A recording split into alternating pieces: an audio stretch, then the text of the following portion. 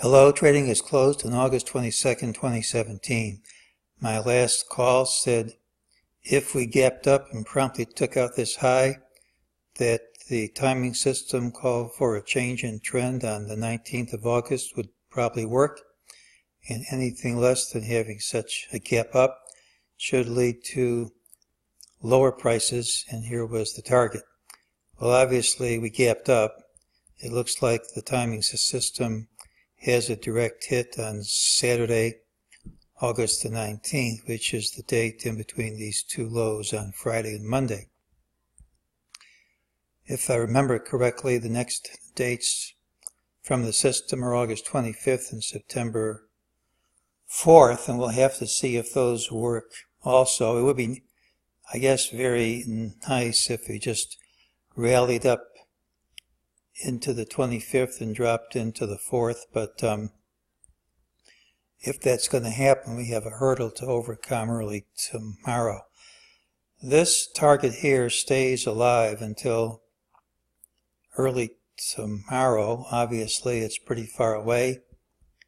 It is going to fail unless we drop over 30 handles, but the rules are rules, and the preferred time frame extends until early Wednesday. This is a new target saying lower prices will print, most likely before tomorrow's closed, and unless we gap up sharply, that's my call. Here was the MEJT system. It said this move is false. We had this rally, but it still has the target of returning to this line, 24.49.31. Here's the old target here. Well, it's pretty hard to stand in front of a move like this, just steadily up all day long. And it certainly could continue, but let's count all the ways that this isn't a perfect move up. First of all, we have a stilt up and a rally which slants upward. This is the same principle as a cup with upsloping handle. It isn't a sustainable move in general. If you want to keep going up, you want to have a decline first, which we never had. These things tend to correct, and usually pretty quickly. You rallied all day long, and you could not close over the middle of the day high. It's a negative pattern unless we gap up and promptly take out this high. Now this high is a resistance area. Now it's possible we overcome it because today was a pattern with an early low, and tomorrow's pattern is the one with the early high. It tends to be positive and almost always closes near the day's high, but if it doesn't, on those infrequent occasions, it has the potential to make a lightning strike down.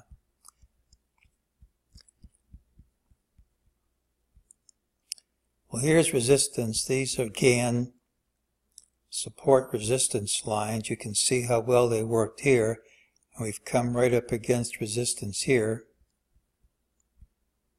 Here's our friend, the inverted, a diamond on stilts. That's a diamond. That's as obvious as you're going to get. Here's your stilt here. Here's your stilt. You set that at 61.8%, and there's your target right over there. So we're at the target of the pattern.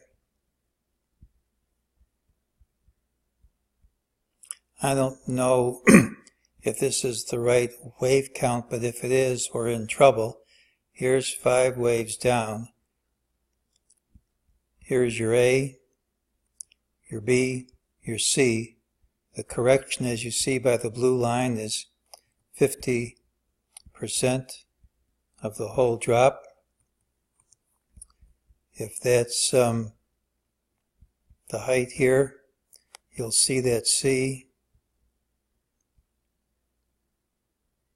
and A are a perfect match. A equals C. And here's A, C. That's pretty close for me. So we have strong resistance right at today's high.